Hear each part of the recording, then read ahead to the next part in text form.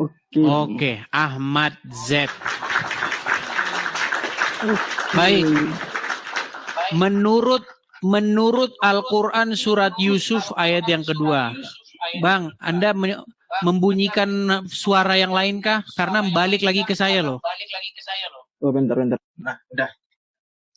Oke. Lanjut, Bang. Baik. Di dalam Quran surat Yusuf ayat yang kedua dikatakan Inna anzalnahu Qur'anan Arabian la'alakum taqilun. Yang artinya sesungguhnya kami menurunkan Al-Quran tersebut dengan berbahasa Arab supaya kamu memahaminya. Jadi tujuan daripada Quran itu bahasa Arab supaya orang itu faham. Betul? Betul? Iya. Oke. Apa arti Yasin menurut orang Arab? Silakan. Yasin. Udin. Yasin lah. Gimana sih Anda ini? Ya Yasin lah. Orang ditanya Yasin kok.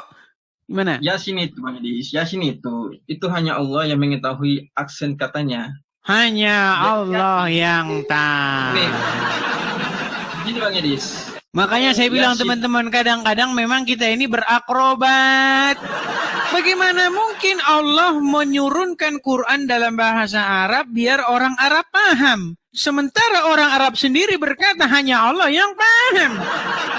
Ini bagaimana nih? Sepertinya Allah dan orang Arab nih saling lempar tanggung jawab nih. Allah bilang, Ya ayyuhallazina amanu, wahai orang-orang yang beriman. Kami turunkan Quran ini dalam bahasa Arab kepadamu supaya kamu mengertinya. Betul? Betul. Ternyata orang Arab yang kata Allah supaya memahaminya, mereka malah ngelempar lagi ke Allah. Tanyain Allah. Tanya Allah. Ini sama seperti zaman dulu ya. Zaman dulu nih. Asisten presiden ditanya. Gimana itu program pembangunan jalan tol? Tanya presiden. Terus datang wartawan ke presiden. Halo Pak, bagaimana Pak pembangunan jalan tol? Yo nggak tahu, kok tanya saya. Ini gimana ini? Asisten suruh nanya presiden. Presiden suruh nanya asisten. Gimana ini? Begini, Bang Edi. Silakan. Boleh saya bicara, Bang Edi? Silakan. Jadi Yasin di dalam Al-Quran, bukan saya Yasin, ada beberapa kata di dalam Al-Quran. Contohnya kayak di dalam surat Qaf, di dalam surat Maryam. Itu Bang Edis, itu dikatakan, contohnya seperti kata Yasin. Yasin itu Bang Edis, itu hanya Allah yang mengetahuinya. Itu untuk membatasi akal pikiran manusia. Saya sudah tahu itu, pertanyaan saya. Kenapa Allah bilang supaya kamu paham, sementara orang yang dituduhkan supaya mereka paham malah balikin lagi ke Allah. Saya jelasin dulu Bang Edis. Silakan. Saya jelasin dulu Bang Edis. Jadi itu untuk membatasi akal pikiran manusia, bahwa ada akal kita yang tidak terjangkau Bang Edis. Ada setiap kata yang tidak bisa kita jangkau. Contohnya seperti kata yang Allah tahu nggak manusia bisa memahami itu atau tidak? Manusia tidak akan memahaminya karena terus kenapa Allah bilang supaya kamu paham? Seandainya, bentar Bang Edis, seandainya Allah memberitahu makna Yasin kepada Nabi Muhammad akan mengatakannya kepada umatnya. Tetapi hanya Allah yang mengetahuinya, makanya Allah mengatakannya kepada Nabi Muhammad. Gini itu, loh, begini Bro Ahmad, biar kita tidak debat kusir ya. Kira-kira Allah tahu nggak manusia tidak paham? Allah mengetahuinya. Oke. Kalau Allah mengetahui, lalu kenapa Allah bilang supaya kamu paham? Untuk memahaminya, supaya manusia memahami bahwa perkataan Allah ini hanya Allah mengetahuinya. Begitu Bang Edis. Untuk memahami. Gimana sih? Ini maksudnya gimana? Aduh. Allah berkata, kami turunkan Quran ini dalam bahasa Arab. Fungsinya apa Allah menurunkan dalam bahasa Arab? Agar apa? Agar manusia memahaminya. Agar manusia memahaminya. Ternyata manusia tidak memahaminya, betul? Di mana tidak memahaminya? Oke, apa arti Yasin? Apa arti Yasin? Pemahaman manusia terhadap Yasin bahwa mereka memahaminya hanya berarti kamu tidak memahami manusia. Aduh. Sakit perutku teman-teman. Itu namanya pemahaman, Bang Edis. Apakah itu bukan suatu pemahaman? Jika kita mengetahui bahwa Itu ibarat kata gini loh, ibarat kata begini. Silakan. Begini Bang Edis. Contohnya Bang Edis, saya berbicara dengan Bang Edis dengan kosakata yang saya membicarakan kosakata yang penonton Bang Edis ini nggak tahu. Yang mereka nggak paham. Hanya Bang Edis hanya Bang Edis dengan saya yang paham atau hanya saya yang paham saja. Saya mengatakan kosakata contohnya seperti kata Yasin. Saya mengetahui artinya. Apakah penontonnya mengetahui artinya? Penontonnya nggak mengetahui artinya. Makanya penonton ini mereka memahaminya bahwa hanya aku yang mengetahuinya. Begitu Bang Edis. Paham nggak? Teman-teman paham nggak dengan penjelasan dia? Bang Edis paham Ahmad, nggak? Gini Ahmad, saya cuma mau bilang begini. Saya bicara sejarah ya. Saya ini ingin menyampaikan pesan kepada kamu begini. Jadi Muhammad itu sebelum dia jadi nabi, dia kan belum beragama, betul nggak? Betul nggak? Oke. Dia tidak ke gereja, dia tidak ke sinagog, dia tidak ke masjid, karena dia hidup di tengah-tengah orang-orang Quraisy, betul? Nah, lalu Muhammad ini, dia ini kan seorang pedagang. Dia ini berjumpa dengan orang-orang asing. Ketika dia di kota itu banyak pendatang datang. Nah, dia belajar agama. Ketika dia belajar agama, nah dia mau ajarkan itu kepada baninya, kepada kaumnya, kaum Quraisy. Nah, dilihatlah orang Quraisy ini kan para penyembah berhala. Nah, menurut ajaran yang dia dengar dari kota, dia dengar, oh itu salah, begini-begini. Nah, itu ingin diajarkan kepada mereka. Makanya untuk pertama kali, Muhammad itu niatnya itu benar. Untuk pertama kali niatnya dia itu benar. Dia ingin mengajarkan ajaran yang benar dari yang didengar dari orang-orang Yahudi dan Nasrani. Makanya kiblatnya dirubah. Ayo kita rubah kiblat kita ke arah Yerusalem. Itulah kiblat pertama umat Muslim di Baitul Maqdis di Yerusalem, betul? Betul. Nah, lalu tiba-tiba orang-orang Yahudi dan orang-orang Nasrani, terutama orang-orang Yahudi, mereka tidak percaya kepada Muhammad bahwa Muhammad ngaku nabi. Masalahnya dia itu ngaku nabi itu loh. Dia ngaku nabi.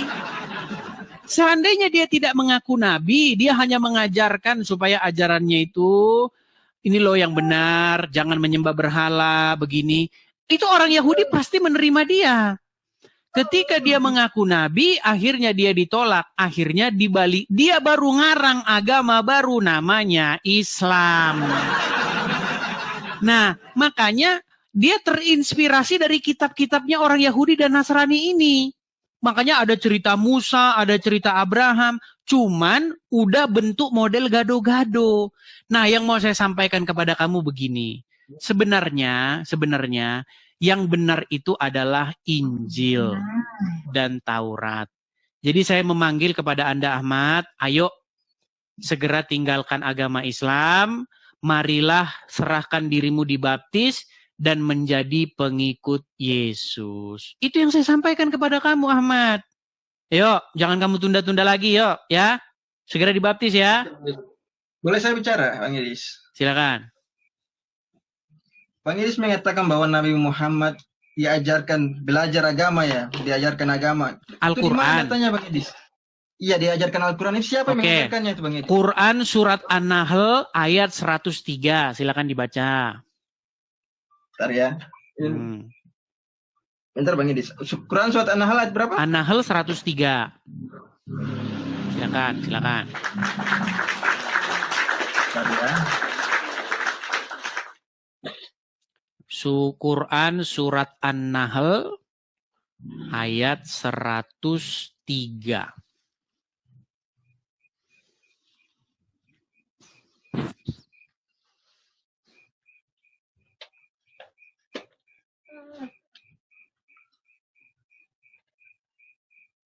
Silakan dibaca.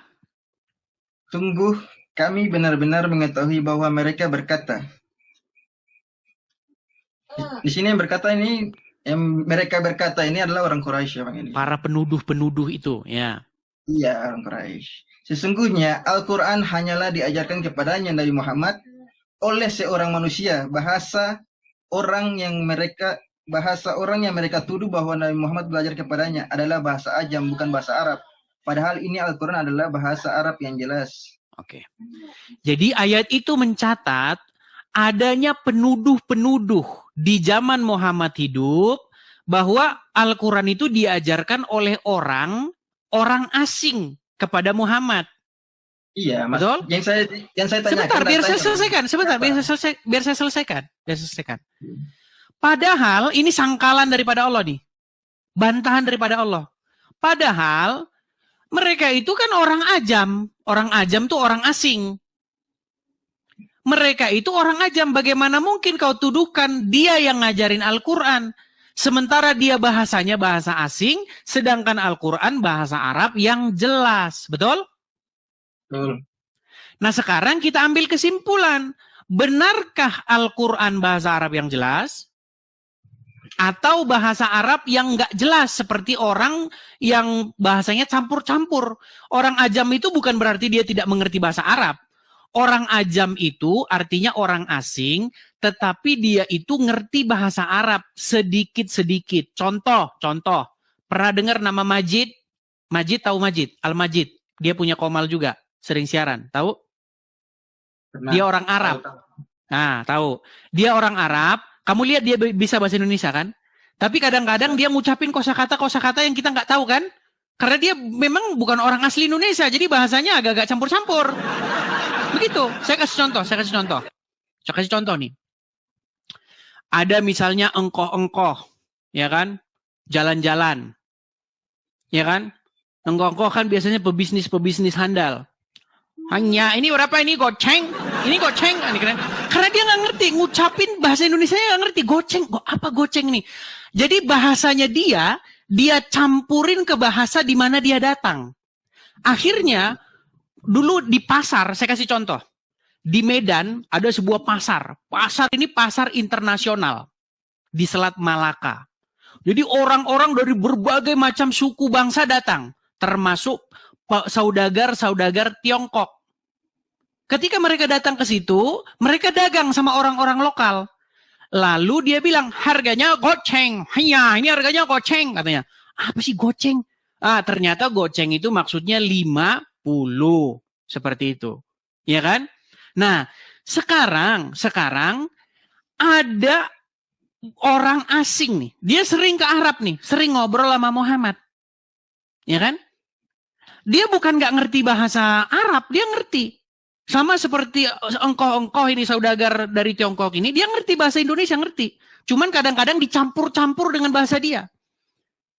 Sekarang, apakah Al-Quran itu bahasa Arab yang jelas? Atau berisi bahasa campuran-campuran dengan bahasa-bahasa asing? Bahasa asing ini yang mana Bang Edis? Oke, apa arti Yasin? Saya tanya. Tadi kan sudah dijelaskan Bang Edis. Apa Yasin? Sudah dijelaskan tadi. Apa? Bahwa hanya Allah yang mengetahuinya. Berarti bagaimana mungkin kamu katakan bahasa Arab yang jelas? Kalau bahasa Arab yang jelas, artinya orang-orang Arab, penutur bahasa Arab tahu, betul? Tahu gimana Bang Edis? Alamak, susah. Sorry. Maksud saya goceng itu maksudnya 5.000. Kalau gocap 50. Sorry. Kadang-kadang ada slip of tongue ya. Gini Bang Edis. Begini aja. Gini. Biar saya jelaskan.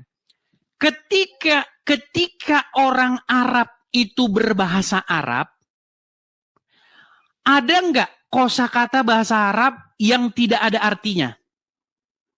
Bahasa Arab itu Bang Edis, ada banyak jenis Bang Edis. Ada bahasa Arab klasik. Bukan itu Adam yang saya katakan kepadamu. Ahmad. Ada tidak kosakata bahasa Arab yang nggak ada artinya? Kalau kosakata bahasa Arab yang nggak ada artinya banyak Bang Edis. Kosakata Arab yang nggak ada artinya banyak. Coba sebutin satu kosakata bahasa Arab yang nggak ada artinya. Coba sebutin satu.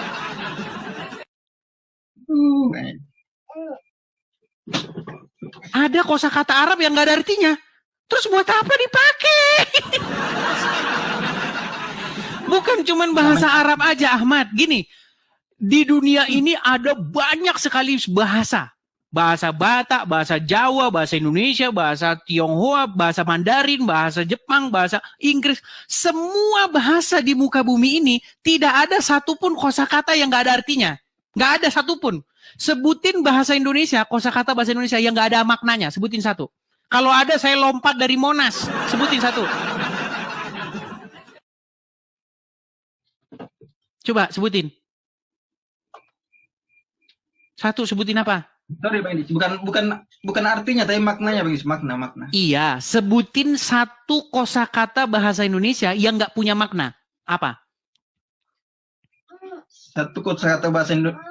Maksud saya bahasa Arab, bukan bahasa Indonesia, bahasa Arab. Mau bahasa Arab, mau bahasa Inggris, sebutkan satu kosakata yang nggak ada gunanya, nggak ada maknanya. Coba apa? Bahasa Indonesia dengan bahasa Arab. Yang gak ada makna. Aduh, lama-lama saya jungkir balik juga nanti di pasir-pasir itu. Ini gimana? Ahmad, gimana sih kita mau ngobrol ini, Ahmad? Gini loh, setiap bahasa, setiap suku bangsa, ya kan, setiap ras, mereka punya bahasanya sendiri. Dan setiap bahasa, setiap kosakata itu tidak ada satupun yang nggak ada maknanya. Kalau dia nggak ada makna, itu tidak disebut kosakata. Contoh misalnya, aku, itu nggak bisa disebut kosakata karena nggak ada maknanya. Tungkriung, apa arti tungkriung? Nggak ada. Jadi setiap kosakata itu ada maknanya. Bahkan kata anu, tahu anu, itu ada artinya, ada maknanya. Apa artinya?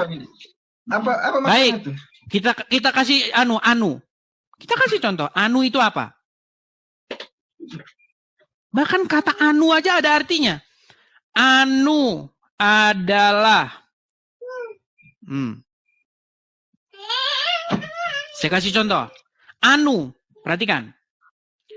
Anu, ya, adalah, sebentar, definisi. Anu adalah kata tunjuk untuk menggantikan nama atau benda yang belum jelas atau terlupa. Atau untuk sesuatu yang tidak disebutkan namanya. Itu anu.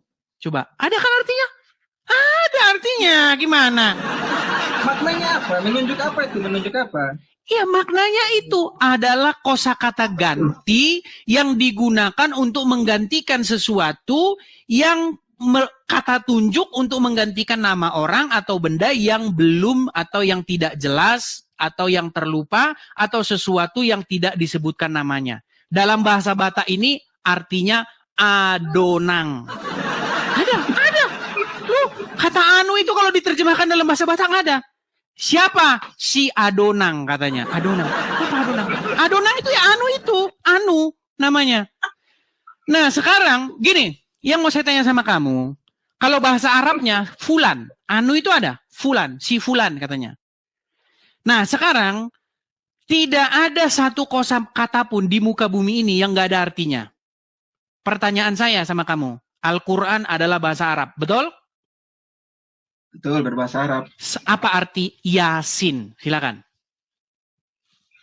Tadi kan saya sudah jelaskan Bang Edis. Bang Edis mengatakan bahwa, Bang Edis kan tadi mengatakan bahwa ya Nabi Muhammad diajarkan oleh orang asing tentang Al-Quran. Makanya bisa ada makna-makna kata-kata yang tidak bermakna kan, seperti Yasin yang tidak diketahui artinya kan. Sekarang begini Bang Edis. Menurut orang Arab apa arti Yasin? Iya bentar. Begini Bang Edis. Kalau narasi Bang Edis seperti tadi bahwa mengatakan bahwa Nabi Muhammad diajarkan oleh orang asing, tolong Bang Edis kasih data siapa orang asing yang mengajarkan Nabi Muhammad tentang Al-Quran. Baik, coba Bang Edis. Saya akan tunjukkan siapa orang asing tersebut yang mengajarkan Muhammad ya. Di dalam surat An-Nahl ayat 103 tafsir Ibnu Katsir terjemahan ya. Saya akan bacakan ya. Saya balikkan dulu kamera saya. Kita sabar ya teman-teman yang ngajarin orang Islam. Karena semakin banyak saya ajarin nanti mereka, oh iya benar, memang benar kok kata Bang Idis nih, memang Islam ini harus ditinggalin. Baik.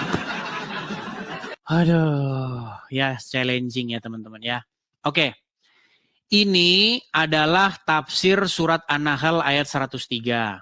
Kira-kira mau saya bacakan saja atau saya tampilkan begini? Oke, saya bacakan saja ya. Allah SWT, oke. Allah SWT menyebutkan tentang kedustaan, buatan-buatan dan kebohongan orang-orang musyrik dalam tuduhan mereka terhadap Nabi bahwa sesungguhnya Al-Quran yang dibacakan oleh Muhammad kepada mereka tiada lain diajarkan oleh seorang manusia kepadanya, kepada Muhammad. Lalu mereka saya bacakan aja ya. Saya bacakan aja. Duh, bentar. Oke. Saya balikan kamera saya balikan. Nih.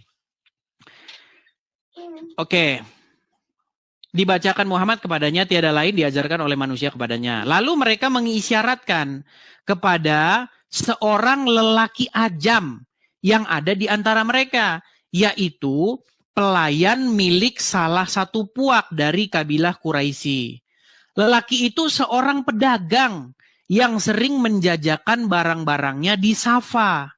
Ada kalanya Rasulullah duduk-duduk dan berbincang-bincang dengannya mengenai sesuatu hal. Padahal orang tersebut berbahasa ajam, tidak mengetahui bahasa Arab atau hanya mengetahui sedikit bahasa Arab. Menyangkut keperluannya yang darurat untuk berkomunikasi. Karena itulah Allah membantah tuduhan tersebut dengan mengatakan, padahal orang yang mereka tuduhkan bahwa Rasulullah belajar kepadanya adalah bahasa ajam, sedangkan Al-Quran adalah bahasa Arab yang terang.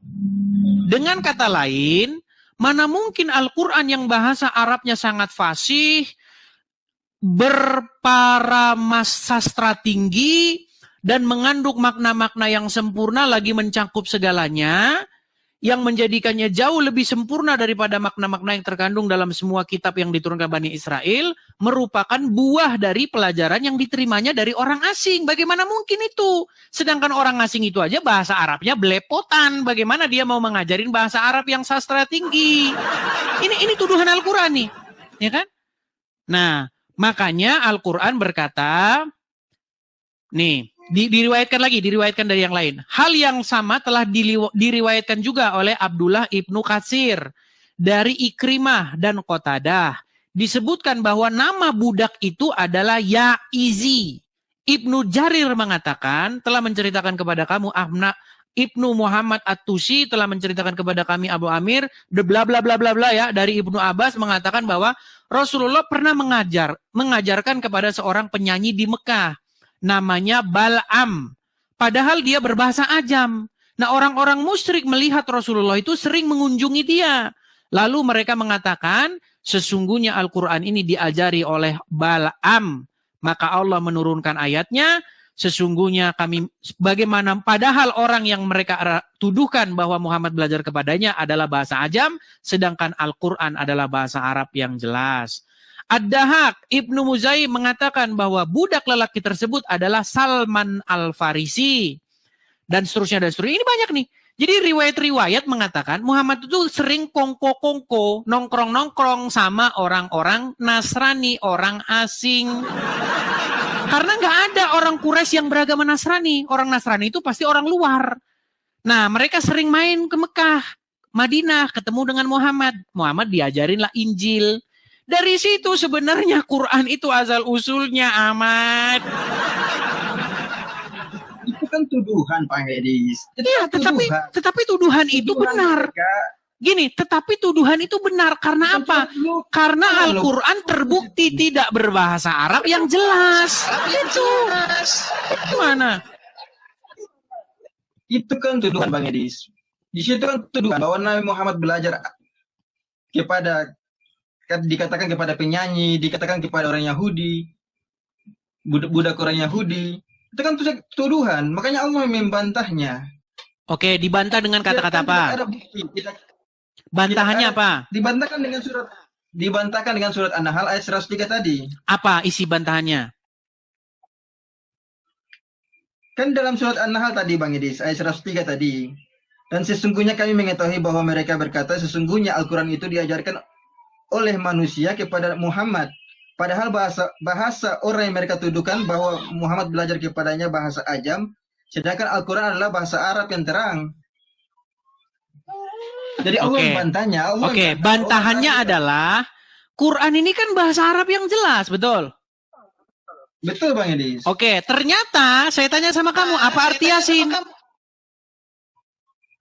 Yasin itu Bang Edis. Sekarang Bang Edis, kalau dikatakan bahasa ajam, coba. Terus apa arti Yasin kalau Quran tuh bahasa Arab yang jelas?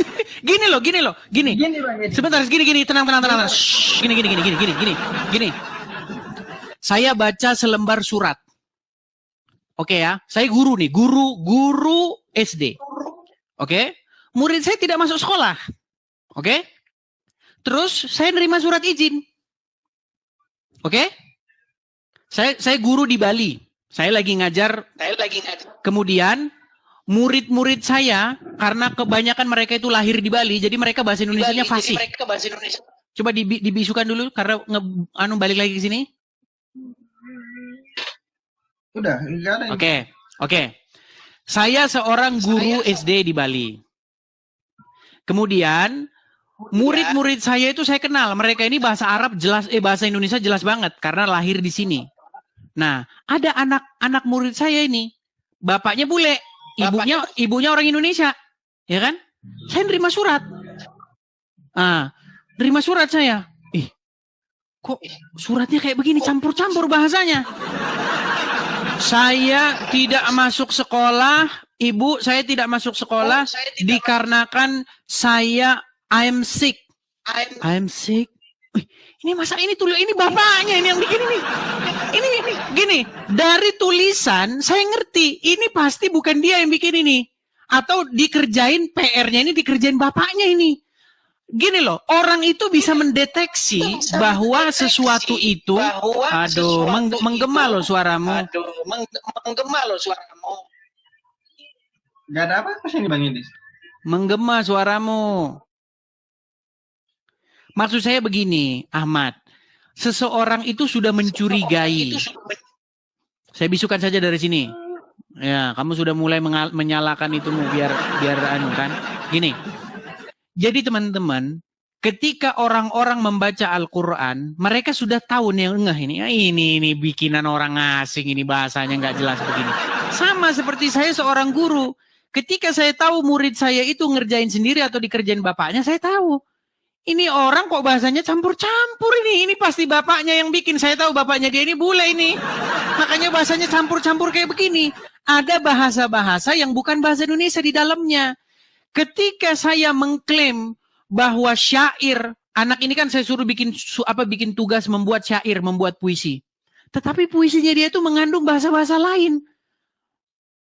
Aku merindukan engkau. Seperti seorang penguk merindukan moon. Moon merindukan moon. Ini maksudnya ingin merindukan bulan, tapi dibikin merindukan moon. Dari sini saya tahu ini yang bikin bukan orang Indonesia, ini yang bikin orang belajar bahasa Indonesia. Makanya di dalam Al-Quran terkandung kosakata asing, bikinan orang yang ngarang tersebut. Kalau kamu tidak percaya, coba suruh orang Arab mengartikan apa itu Yasin. Silakan. Bang Edis mengatakan bahwa ini bikinan orang asing, bahasa campuran dari bahasa asing ya, bahasa ajam ya. Sekarang Bang Edis, daerah mana, bahasa mana yang bisa mengartikan tentang Yasin? Coba diartikan. Iya makanya itu, bahasa apa itu Yasin itu? Nah, makanya katakan kalau Bang Edis menganalogikan tentang tadi, seorang anak mengatakan bahwa merindukan moon bisa diartikan Bang Edis. Nah, pertanyaan bagus. Bahasa Inggris artinya bulan. Pertanyaan bagus. Coba Bang Edis. Pertanyaan bagus. Baik. Jadi kuat dugaan teman-teman. Di dalam Al-Quran itu terdapat bahasa-bahasa yang kalau masih ketemu bahasa aslinya, ada juga yang ditelusuri, ternyata tidak ditemukan bahasa aslinya. Saya mau kasih tahu sama kamu apa itu sin. Bentar ya. Saya akan tunjuk sama kamu. Sabar. Saya balikan kamera saya ya. Apa itu sin? Baik. Oke. Apa itu sin? Sebentar. Nah, sin ternyata itu adalah nama dewa untuk merujuk kepada bulan. Dewa bulan nih. Dan kenapa Muslim sampai sekarang itu pakai simbol ini? Ya karena memang pada mulanya asal muasalnya orang Islam itu atau agama Muhammad itu ya memang penyembah bulan. Yasin, ya itu bahasa Arabnya wahai. Misalnya, ya ayyuhallazina amanu, wahai orang-orang yang beriman. Ya Ahmad, maksudnya wahai Ahmad. Jadi Yasin itu maksudnya wahai sin, wahai sang dewa bulan. Itu artinya. Nih, sin. Ini jelas nih. Lu, kamu tidak percaya kepada saya ya. Nih. Aduh, sebentar. Ini kok beda warna ya. Nih, kelihatan? Nih, sin. Kelihatan ini sin. Dalam sebuah mitologi, ya hasil penelitian secara akademis, ya ilmiah, penemuan-penemuan artefak, penemuan-penemuan inskripsi, sin itu selalu merujuk kepada sebuah dewa di Timur Tengah, yaitu dewa bulan. Karena apa? Karena orang-orang Arab itu kalau siang panas. Jadi mereka itu bisa berjalan di malam hari kalau ada bulan. Makanya mereka bulan itu membawa rahmat. Gitu loh. Makanya mereka memberikan doa dan persembahan mereka kepada sang bulan tersebut. Karena begini, kenapa mereka itu nyembah dewa? Gini, biar saya kasih tahu. Jadi orang manusia, kalau gini, saya balikin dulu kamera saya. Saya itu juga belajar asal-usul manusia mencari Tuhan. Makanya Tuhan-Tuhan di setiap suku bangsa itu beda-beda. Makanya ada ribuan Tuhan-Tuhan di muka bumi ini. Saya kasih contoh, di negara-negara dingin, saya kasih contoh Jepang. Jepang itu negara yang sangat dingin. Musim panas itu sedikit sekali. Saya pernah ke Jepang, tiap hari kerjanya kedinginan. Ya kan? Nah, Jepang, mereka itu mempunyai simbol matahari. Karena apa? Karena matahari itu begitu bermaknanya di situ. Makanya di negara-negara dingin, mereka itu mengkultuskan atau memberi puji syukur, memberi persembahan mereka kepada dewa matahari. Karena matahari membawa rahmat. Matahari menyinari bumi, membuat tumbuh-tumbuhan hidup. Sementara kalau musim dingin, hancur semua. Makanya mereka menyembah matahari. Nah, sementara di Arab kebalikannya. Di Arab matahari itu malah musuh yang menakutkan. Makanya kalau siang-siang panasnya setengah mati. Makanya matahari di sana simbol malapetaka. Yang membawa berkat itu adalah bulan. Nah, karena dilihat bulan ini sejuk, ya kan, kalau malam makanya mereka menyembah bulan. Nah, penyebutan dewa bulan di dalam Timur Tengah itu adalah sin. Itu penjelasannya. Makanya Yasin itu artinya wahai dewa bulan. Nah, sampai sekarang kalian masih pakai. Kalian masih menggunakan simbol itu. No, nggak percaya, saya buktikan. Saya membuktikannya secara ilmiah. Saya tanya, ini simbol apa? Simbol apa ini, Ahmad? Coba saya tanya, simbol apa? Masih kau bisukan. Jangan ini dulu, unmute dulu. Unmute. Coba. Ini simbol apa? Kalau dia begitu, bentuknya tanduk. Kalau miringnya bulan. Tanduk apa bulan kalau ini? Sebentar, saya tanya. Ini tanduk atau bulan? Gak tahu ya, bulan atau tanduk itu. Jujurlah kau. Aduh. Baik. Nih ya, sebentar nih. Kita akan tunjukkan bahwa simbol-simbol itu di Mekah sekarang masih ada nih ya. Nih. Bentar. Sabar ya. Saya tunjukkan kepada Anda simbol-simbol bulan sabit di Mekah. Saya balikkan kamera saya. Jadi mereka ini tidak percaya bahwa agama Islam itu pada mulanya itu adalah pemuja atau pengkultus bulan. Kelihatan ini? Ini simbol gereja atau simbol masjid? Nah itu bulan itu. Oke, simbol bulan. Oke. Nih. Ini bahkan di Mekah ini. Kelihatan? Bulan. Oke, simbol-simbol bulan. Nah, pertanyaan saya kepada kamu, kenapa kamu menggunakan simbol-simbol ini? Simbol yang sangat mirip dengan peninggalan-peninggalan masa lalu, bangsa-bangsa di situ memang mereka mengkultuskan bulan. Kenapa? Kalau untuk sejarah itu Bang Edis, kalau untuk sejarah itu yang saya tahu, simbol ini digunakan itu di zaman Khalifah Turki Utsmani Bang Edis. Jadi ini bukan simbol Islam? Bukan berarti bukan simbol Islam, simbol ini digunakan.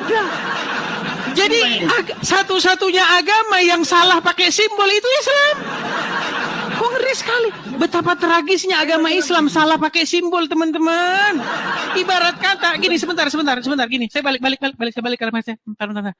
Bayangin teman-teman. Ada jaksa, ada TNI, ada polisi, ada guru. Belum pernah saya lihat mereka salah pakai simbol.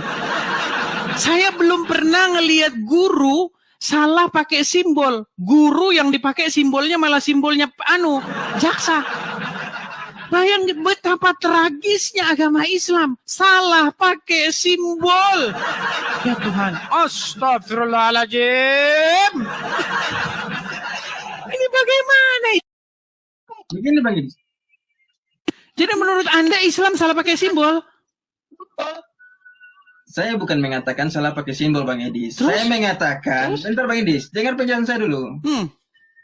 Saya mengatakan simbol itu dulu di zaman Turki Utsmani. Simbol itu digunakan.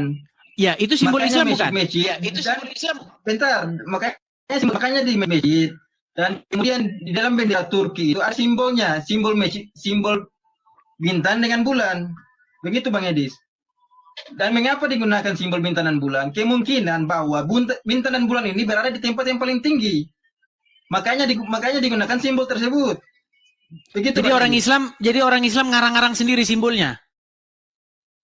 Di mana ngarang-ngarang sendiri? Ya terus kenapa simbolnya itu kamu ngarang-ngarang? Gini. Dengerin saya. Kristen itu simbolnya tenang, Ahmad. Aduh, kamu ini. Kristen simbolnya salib, betul? Betul. Ada nggak orang Kristen yang menerka-nerka? Ya salib itu tidak ada yang menerka-nerka. Kami Kristen tahu salib itu bagaimana sejarahnya, ceritanya. Aduh, sinyalmu sudah mulai kau permainkan ini, sudah mulai ini intrik-intrik lama ini. Biar kita tidak terkesan babak belur, kita nyalakan ini anunya ini biar pengganggu sinyal ini. Mereka ini luar biasa kamu Ahmad. Kamu bikin-bikin kan biar ruwet kan acara ini kan? Tahu saya. Oke lah, kamu curang. Besok kamu naik lagi ke sini. Kamu curang kamu. Ya. Luar biasa teman-teman. Bayangkan teman-teman ada agama pakai simbol salah. Bagaimana mungkin ibarat kata gini, kamu misalnya seorang polisi. Terus kamu pakai simbolnya guru. Berat saudara-saudara. Bagaimana mungkin ini terjadi? Aduh, luar biasa teman-teman. Oke teman-teman, ini banyak sekali muslim yang mau naik. Ini ada Khairil, Migran, dan lain sebagainya. Makanya kalau naik teman-teman jangan malam-malam. Yang muslim-muslim follow saya nih. Kalian kalau naik malam-malam ya susah kebagian. Ini sudah jam 11 nih. Gimana teman-teman? Rehat ya. Capek juga saya teman-teman. Udah jam berapa nih teman-teman? Tuh, sudah hampir 3 jam loh saya teman-teman ya. Rehat ya teman-teman ya. Rehat. Satu lagi katanya. Capek saya. Rehat dulu ya, rehat dulu lah teman-teman. Ya, teman-teman. Oke, teman-teman, kita rehat dulu, besok kita lanjut lagi. Sekali lagi teman-teman ya, saya mengumumkan kepada saudara-saudaraku dalam Tuhan Yesus, teman-teman sekalian, support ya teman-teman ya, apologet seperti ini, teman-teman yang mereka memberikan pertanyaan kepada kita, mereka suka tanda kutip menyerang ya, menyerang iman kita, kita jawab dan kita counter balik mereka juga dengan pertanyaan-pertanyaan juga. Nah teman-teman support ya apologet seperti ini. Ini juga salah satu bidang ya, salah satu ada yang orang berkhotbah, bidangnya berkhotbah, bidangnya ini kalau saya bidangnya berapologetika seperti itu ya. Jadi teman-teman kita ada program kita seperti teman-teman ketahui, program kita itu mendirikan rumah apologet. Jadi kalau teman-teman tergerak hati, teman-teman bisa ikut berpartisipasi teman-teman karena kita ada program untuk kolekte pembangunan atau persembahan pembangunan rumah apologet di yang tertera di layar. Kalau teman-teman ada berkat, teman-teman silahkan tangkap layarnya, cekrek begitu. Besok kalau teman-teman ada berkat berlebih bisa support juga, ikut berpartisipasi. Begitu ya teman-teman ya, silakan tangkap layarnya. Digeser dulu ke kiri teman-teman biar tulisan-tulisan itu hilang, begitu. Teman-teman sekali lagi saya umumkan hati-hati juga dengan yang namanya penipuan-penipuan karena banyak di luar sana orang bikin akun Edis TV begitu ya, tetapi ternyata dia ngirim-ngirim pesan, minta-minta duit begitu ya, terus suruh ngirim ke rekening lain, itu hati-hati teman-teman. Karena banyak sekali yang sudah menjadi korbannya begitu. Ya, ingat teman-teman, kalau teman-teman mau mensupport saya, pastikan penerimanya itu adalah Edis begitu. Nah, segala informasi tentang saya, teman-teman, saya tautkan di profil. Jadi silakan teman-teman mampir ke profil. Di profil itu ada info tentang saya, terus Anda klik saja di situ ada semua. Facebook saya, TikTok yang asli, YouTube yang asli, semua ada di situ. Ya, begitu teman-teman. Oke, saya rasa itu saja teman-teman. Kurang lebihnya mohon maaf. Selamat beristirahat. Tuhan Yesus memberkati. Sampai ketemu. Makasih teman-teman semua. Bang Tobias, Bang Jiti, semua teman-teman. Tidak bisa saya sebut namanya satu-satu. Kak Mika, terima kasih Kak Mika. Ya. Kak Ceki, terima kasih. Ya, semua saya ucapkan makasih semuanya. Tidak bisa saya sebutkan satu-satu. Sampai ketemu lagi teman-teman. Selamat malam, selamat